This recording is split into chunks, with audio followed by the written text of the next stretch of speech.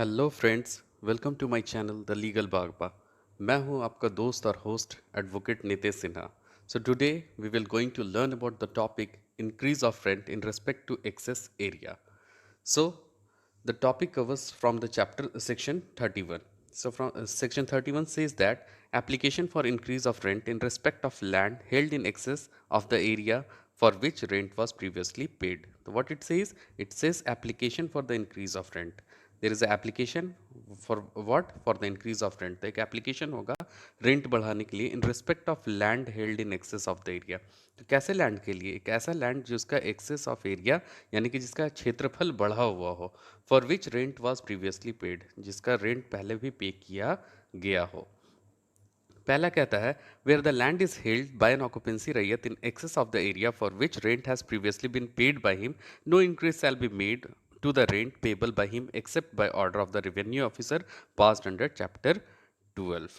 ठीक है, तो यहाँ पे कहता है कि when where the land is held by an occupancy raiyat, जो लैंड क्या होगा ऑक्यूपेंसी रैयत के द्वारा अधिग्रहित किया हुआ होगा, in excess of the area, जहाँ पे एरिया क्या होगा बढ़ा हुआ होगा, for which rent has previously been paid, और उसके द्वारा क्या होगा रेंट पहले भी पे किया गया होगा by him, no increase shall be made by the rent payable by him.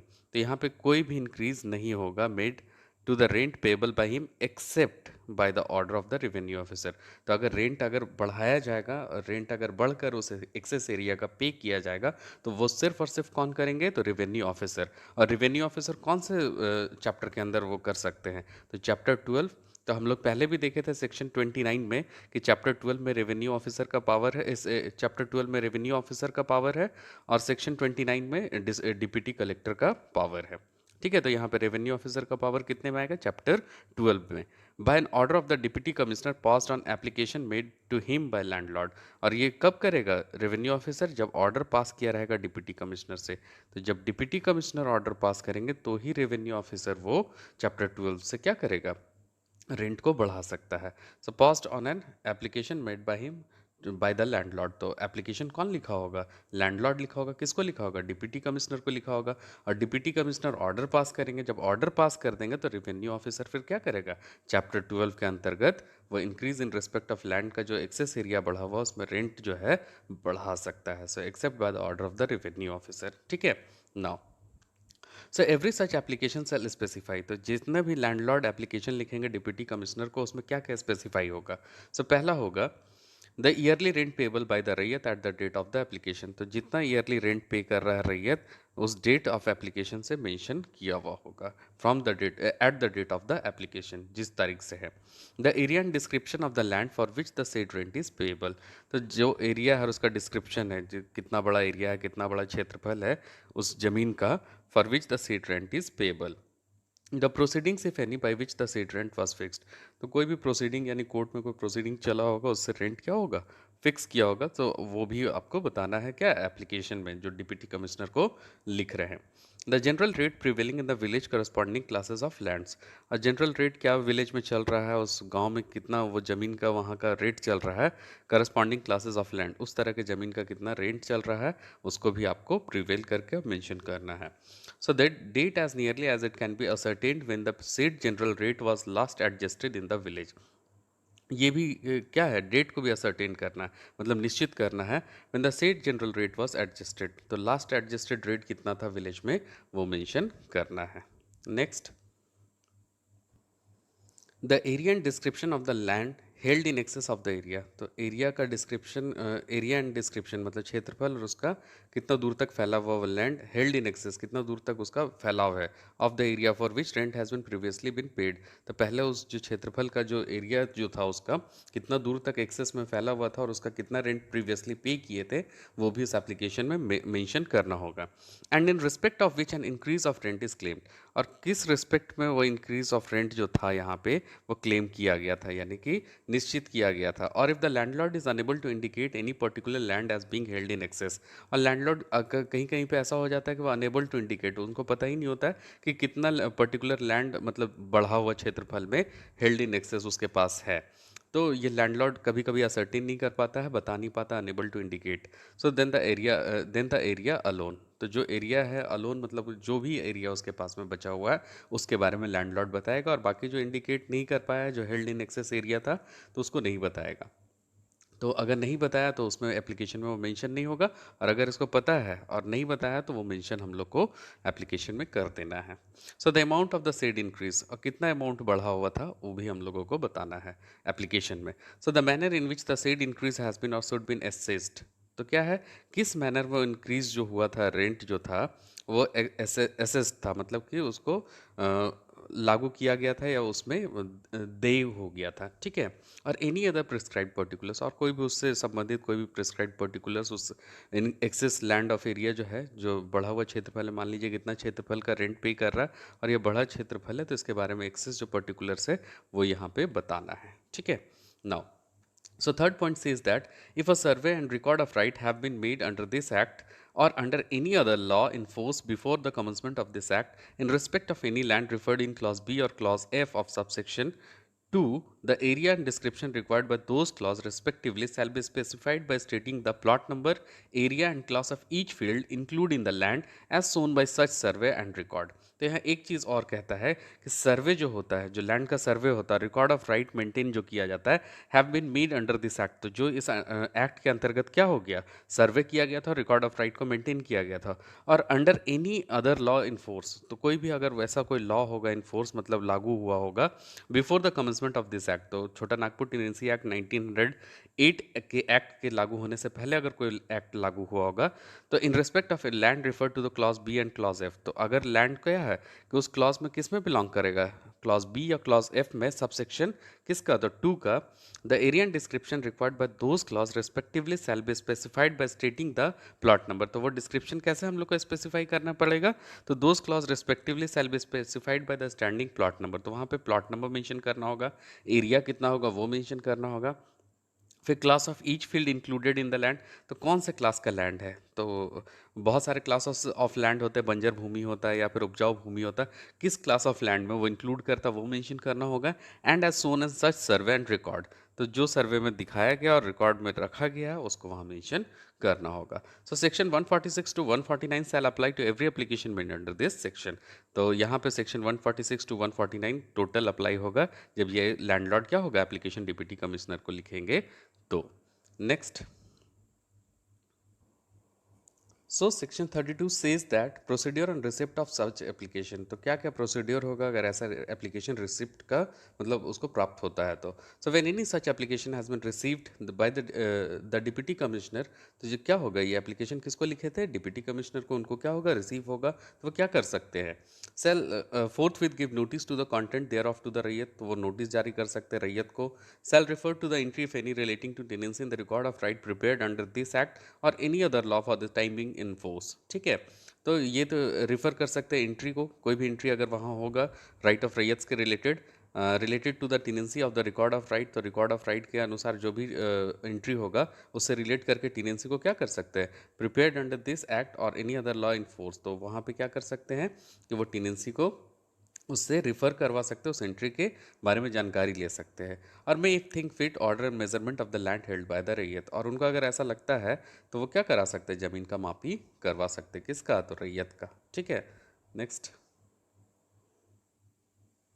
so may upon consideration of all the circumstances set forth in the application and after hearing any objection advanced by the Rayyat and making such further inquiry as the Deputy Commissioner may think necessary, order such an increase, whether progressive or otherwise, as he may consider to be fair and reasonable। तो अगर उनको लगता है after upon the consideration of all the circumstances, जितने भी considerate करेंगे all the circumstances set for the application, तो जो भी एप्लीकेशन में लिखा होगा उसको फिर जांच पड़ताल करेंगे। And after hearing any objections, अगर कोई ऑब्जेक्शन है वहाँ पे तो उसको भी सुनेंगे, advanced by the raiyat and making such further inquiry, तो अगर कोई भी अगर क्या है रैयत का ऑब्जेक्शन है तो उसका इंक्वायरी करेंगे एज द डिप्टी कमिश्नर में थिंक नेसेसरी, तो जो भी डिप्टी कमिश्नर को लगेगा कि नेसेसरी है, ज़रूरत है, तो उस तरह का वो क्या कर सकते हैं, ऑर्डर सच एन इंक्रीज, तो एक इंक्रीज का ऑर्डर जारी कर सकते हैं, वेदर प्रोग्रेसिव, ये बढ़ने वाला होगा, और otherwise as he may consider to be fair and reasonable, तो जो फेयर और रिजनेबल होगा वो क्या कर सकते हैं, लागू करवा सकते हैं, ऑर्डर दे सकते हैं, या फिर इंक्रीज वेदर प्रोग्रेसिव, तो प्रोग्रेसिवली भी इंक्रीज लैंड का रेंट को तय कर सकते हैं। So, provided that if the landlord proves that at the time when the measurement on which the claim is based was made, there existed in the e-state of tenure part thereof, hereof, in which the holding is suitable a practice or measuring land before settling rents. अब यहाँ पे एक चीज़ कहता है कि if the landlord proves that at the time when the measurement on which the claim is based, तो अगर landlord prove करने में ये हो जाता है, मतलब सक्षम हो जाता है at the time when the measurement on which the claim is based, तो जो समय था जिस वक्त क्या किया गया था, ये जो मेजरमेंट हुआ था और उसका क्लेम दिया गया था, claim based on was made, तो क्लेम किया गया था, there existed in the estate or tenure, तो वहाँ पे क्या एग्जिस्ट कर रहा था, वहाँ पे ई स्टेट या टेन्योर के बारे में बताया था, और a part thereof in which the holding is situate a practice or measuring land before settling rent, तो वहाँ पे क्या कह रहा है कि which holding is situate a practice, तो वहाँ पे कोई कार्य कर रहा है measuring land before settling rent, तो जब ये लैंड का क्या हो रहा था, मेजरमेंट हो रहा था उसके पहले, so the deputy commissioner may presume that the area of the holding as entered in any lease और काउंटर पार्ट इंगेजमेंट, तो डिप्टी कमिश्नर क्या प्रिज्यूम कर सकते हैं, वो मान सकते हैं that the area of the holding as entered in any lease, कोई लीज में इंटर किया हो या कोई काउंटर पार्ट इंगेजमेंट में कोई चीज़ के कार्य करने में लगा हुआ हो, और where there is any entry of an area counterfoil, और कोई भी ऐसा entry of area in a counterfoil receipt corresponding to the entry of the rent roll, तो अगर ऐसा कोई काउंटर फॉइल मतलब कि एक निश्चित मतलब अवधि में वो कोई कार्य के लिए यूज़ हो रहा हो, और क्या है रेंट रोल में उसका एंट्री हुआ हो, द रेंट रोल क्या है, एक एंट्री करता था जब जमीन का अधिग्रहण होता था। So in the rent rolling to the holding was so entered after measurement, तो रेंट रोलिंग क्या करेगा, रेंट रोल जो है रिलेटिंग टू द होल्डिंग, तो ये तभी इंटर होगा रेंट रोल में जब सो इंटर्ड आफ्टर मेजरमेंट, तो जब उसका मापी हो जाएगा तब, तो रेंट रोल में इंटर करेगा, तो अगर उसके काउंटर फॉइल में receipt corresponding entry of the rent roll अगर पहले से entry of the rent roll है, तो rent roll related to the holding, तो फिर वो रेंट रोल अगर होल्डिंग से रिलेट करेगा तो आफ्टर मेजरमेंट उसको इंटर्ड कर दिया जाएगा। So provided also that an increase of rent shall not be ordered where it would be contravene any local custom or uses, तो यहाँ पे कहता है कि that an increase of rent shall not be ordered, वो increase of rent को order नहीं करेगा, जो बढ़ा हुआ रेंट है उसको ऑर्डर नहीं करेगा, वेयर इट वुड कॉन्ट्रवेन, क्या कॉन्ट्रवेन करेगा मतलब कोई कॉन्ट्रडिक्शन होगा एनी लोकल कस्टम और यूजेस, अगर उसके बीच में कोई कॉन्ट्रडिक्शन है तो इंक्रीज ऑफ रेंट ऑर्डर नहीं करेगा, providing an increase of rent in respect to the increase of area for holding, तो ये प्रोविट करता है, क्या करता है, प्रोविट करता है increase of rent in respect to increase of area of the holding, ठीक है। तो यहाँ पे एक चीज़ है कि लोकल कस्टम और यूजेस से अगर कॉन्ट्रवेन करता है तो इंक्रीज ऑफ रेंट नहीं होगा। So when any increase has been ordered it shall be payable from the commencement of the agricultural year, तो ये क्या है, और जो भी इंक्रीज होगा ऑर्डर किया जाएगा तो वो कब से लागू होगा, कब से पेबल होगा, तो एग्रीकल्चर ईयर जब शुरू होता है तो following the agriculture year in which order is pass, तो ऑर्डर जब भी पास होगा उसके एग्रीकल्चर ईयर से वो रेंट पेबल होगा, and may be recovered from the raiyat in any suit instituted against him for the arrears of rent, तो ये रिकवर किया जाएगा रैयत से, कोई भी सूट उसके द्वारा इंस्टीट्यूट किया गया रहेगा एरियर ऑफ रेंट के लिए, तो भी ये क्या करेगा, रिकवरेबल होगा। Now Section 33 says that savings. So nothing in Section 31, 32 shall prohibit a landlord from realizing. तो कोई भी सेक्शन 31 में 32 में ऐसा कोई भी बात नहीं जो लैंडलॉर्ड को प्रोहिबिट करता है यानी निषेध करता है किसको रियलाइज करने में।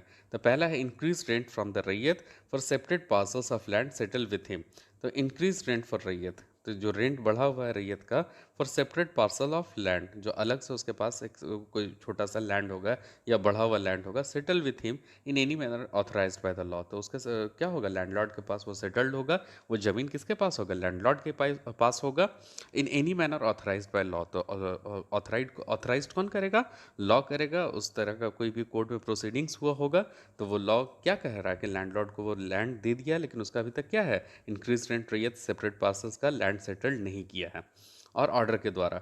और दूसरा कहता है कि rent assessed under section 67 of land converted into korkar, तो अगर कोई भी रेंट एसेस्ड कर रहा है अंडर कौन सा एक्ट में, सेक्शन 67 ए में, लैंड कन्वर्टेड इनटू कोरकर, तो कोरकर का लैंड अगर कन्वर्ट किया होगा तो उसको रियलाइज करना होगा। सो ये कहता है section 31 and 32 shall prohibit a landlord from realizing, तो ये क्या करता है, निषेध करता है ये सब चीज़ को रियलाइज करने में यानी कि इसको मान्यता देने में।